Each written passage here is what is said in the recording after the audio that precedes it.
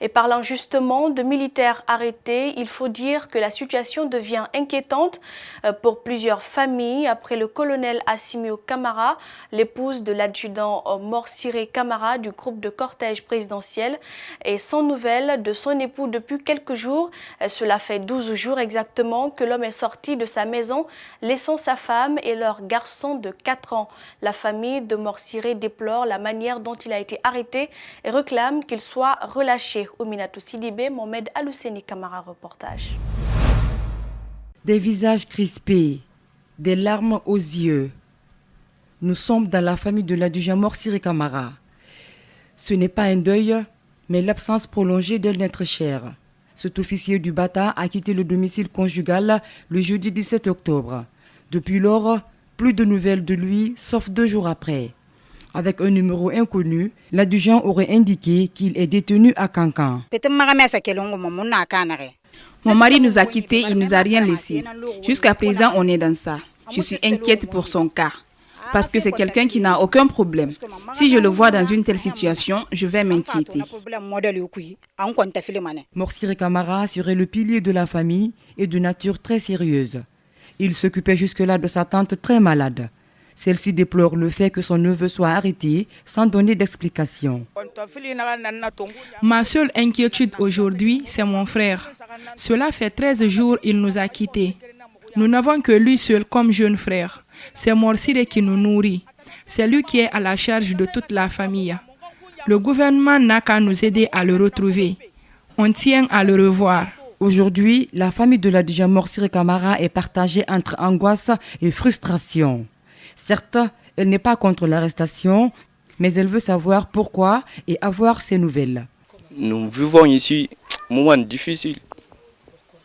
C'est parce que depuis mon oncle est disparu ici, chaque fois que vous êtes ensemble, quand il disparaît, ça vous fait mal. Pour répondre aux familles, le directeur de l'information et des relations publiques des forces armées a indiqué qu'une vingtaine de militaires ont été arrêtés récemment pour vol d'armes au camp Alpha Yaya Gallo. Sans porter de clarification sur la disparition des militaires, Alagui Sellou a annoncé qu'un procès aura bientôt lieu pour juger les mises en cause. La marche projetée pour ce jeudi 24 octobre par le FNDC sur l'autoroute Fidel Castro est autorisée par le gouverneur de Conakry. Mathurin Bangoura a en revanche modifié l'itinéraire prévu par les organisateurs. Elle doit partir de la tannerie en passant par Bessia, Kondebouni pour la bretelle Amdalaï pour finir au stade du 28 septembre. C'est l'information qui sort d'une réunion technique entre le gouverneur, les organisateurs de la marche, les responsables de sécurité et les différents maires de la capitale. Marianne Fodé Camara, Tcherno Sadouba, compte rendu. La marche projetée jeudi prochain par le Front national pour la défense de la Constitution est autorisée. C'est le gouverneur de la ville de Conakry qui l'a annoncé ce mardi au cours d'une réunion technique. Les membres du FNDC qui ont déposé les lettres d'information dans les communes pour la marche citoyenne sur l'autoroute Fidel Castro ont longuement échangé avec le gouverneur sur les conditions d'encadrement de cette marche. Quoi qu'il en soit, la manifestation a été autorisée, c'est le plus important. Elle a été autorisée et vraiment sur la base de cette autorisation, nous allons vraiment mettre tout en œuvre pour qu'il y ait chose, un monde. Mais parce que Conakry compte 3 millions d'habitants, nous voulons que les 3 millions d'habitants soient là pour enterrer définitivement ce projet de 3e mandat. Cette marche devait partir de la tannerie pour l'esplanade du Palais du Peuple. Mais l'itinéraire a été modifié pour des raisons de sécurité, explique le gouverneur. Les organisateurs qui disent ne pas être convaincus des raisons avancées par le général Mathurin Bangoura souhaitent que l'itinéraire de départ soit maintenu. On avait un trajet initialement prévu, c'était de la tannerie, du rond-point tannerie, jusqu'au Palais du Peuple, donc en passant exclusivement sur l'autoroute. Mais il se trouve, comme vous avez vu dans la salle, donc, les autorités sécuritaires et du gouvernorat n'étaient pas de cet avis. Ils estiment que pour la sécurité des manifestants, pour la bonne marche de notre manifestation, ils nous ont proposé donc un autre itinéraire. À présent, donc, nous avons pris bonne note, nous avons pris acte. Nous allons partir maintenant en plénière avec nos différents responsables aussi qui sont là-bas, qui nous attendent, pour partager avec eux l'échange qu'on a eu ici, afin de décider maintenant finalement sur quel itinéraire on va s'entendre. Les membres du FNDC ont donc demandé un retrait pour consulter leur base. Les différentes parties se retrouveront demain mercredi pour enfin s'entendre sur la question afin de prendre des dispositions pour le bon déroulement de la marche. En bref, il faut déjà rappeler que demain mercredi, les femmes membres du FNDC entendent manifester pour dénoncer les tueries dans les manifestations et exiger la libération de personnes arrêtées et condamnées. C'est une marche dite citoyenne qui partira du rond-point d'Amdalaï à l'esplanade du stade du 28 septembre de Conakry. Le ministre de l'Unité nationale et de la citoyenneté a reçu ce lundi le groupe national des deux contacts qui a pour but de faciliter le dialogue et promouvoir la paix. Il est composé de personnalités guinéennes reconnues. L'objectif de cette rencontre est de faire le compte-rendu des activités du groupe et de trouver des solutions autour de la crise sociopolitique qui mine le pays. Yacouba Traoré, Alseni Camara. Pendant 2 heures, le ministre de l'Unité nationale et de la citoyenneté a échangé avec le groupe national de contact sur plusieurs questions liées à l'actualité sociopolitique du pays.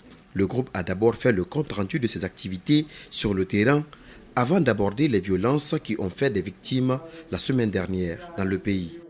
Donc nous étions venus porter ces messages au niveau de monsieur le ministre de l'Unité nationale et de la citoyenneté. Les populations nous ont aussi demandé que ce ministère soit représenté à l'intérieur du pays. Nous lui avons transmis cette commission. Et en deuxième lieu, nous avons discuté avec monsieur le ministre de la situation sociopolitique qui prévaut dans le pays et quels sont les moyens et les voies, n'est-ce pas, pour sortir très rapidement de cette crise. Désigné comme co-parrain du groupe national de contact à sa création, le ministre de la citoyenneté s'est engagé avec le groupe pour le respect du choix politique des uns et des autres et la résolution pacifique des conflits. Il faut faire en sorte qu'aucun Guinéen, pour son opinion, pour ses activités politiques, ne soit blessé à plus forte raison de soit tué. Donc le groupe est là, dans cet espoir, pour chercher des solutions et des règles à faire. Au niveau du ministère, nous avons demandé au groupe de faire en sorte qu'on agisse plus sur la prévention. Désormais, il n'est pas question que des facilitateurs étrangers soient importés pour venir intervenir dans les crises du pays. Ce groupe de contact se chargera désormais de cette mission, a laissé entendre le ministre de la citoyenneté. Et des organisations de la société civile guinéenne ont aussi réagi par rapport à cette annonce de l'OIF. L'Organisation internationale de la francophonie, dans sa Kourouma, n'est pas surpris et pense que c'est une honte que la CENI ne puisse pas elle-même savoir ce qui est possible ou pas. Mamadou Keïta pense qu'il revient à la CENI d'assumer ses responsabilités. Mamadou Saluba, Amara Alexila. En proposant la date du 28 décembre 2019 pour la tenue des élections législatives, le président de la CENI a voulu persuader les Guinéens. Mais hier, devant Maître Salifou Kébé, l'Organisation internationale de la francophonie a fait comprendre qu'il est impossible de tenir des élections libres et transparentes d'ici la fin de l'année. Pas une surprise, mais une honte, selon Dansa Kourouma. Ça prouve à suffisance que la CENI n'a pas suffisamment évalué ses capacités techniques avant de se fixer la date du 28, où la date du 28 a été fixée sous influence. Alors ceci remet un peu en doute l'indépendance de la CENI. La CENI s'est-elle mordu la langue? A-t-elle montré ses limites? Pour Dansa Kourouma, certains éléments doivent être pris en compte. Et la convocation du corps électoral doit se faire dans un délai prévu par le code électoral. Alors si les dysfonctionnements techniques font que la CENI n'est pas sûre de respecter le 28, le président ne peut pas se permettre de convoquer le corps électoral. Et si le délai de convocation passe, ça a pour conséquence le report des élections. Alors l'instabilité politique, je ne vous dirai pas assez. Les kits doivent être déployés dans les zones, dans les quartiers de Conakry, à l'intérieur du pays. Si c'est sur fond de tensions politiques, il est difficile pour les agents recenseurs d'enrôler les électeurs en toute sérénité. L'OIF a joué son rôle. La CENI doit avoir le courage, non pas la honte d'expliquer au peuple ce qui se passe, laisse comprendre dans sa Kourouma. Maintenant, elle doit tirer les conséquences, surtout qu'elle avait été prévenue, réagit Mamadi Keïta. Il revient à la CENI d'assumer ses responsabilités, parce que c'est la CENI qui a pensé qu'elle peut organiser les élections d'ici fin d'année. Maintenant qu'il y a des imprévus qui se sont invités dans ce programme, il faut tirer les leçons. Bon, tout le monde sait que ce n'est plus possible, parce qu'il fallait quand même un décret du chef de l'État qui devait se faire les jours passés, mais malheureusement qui n'a pas été fait. Donc ça veut dire que ça va être obligatoirement en début 2020. La CENI doit communiquer la semaine prochaine. On se demande si une autre date sera encore proposée.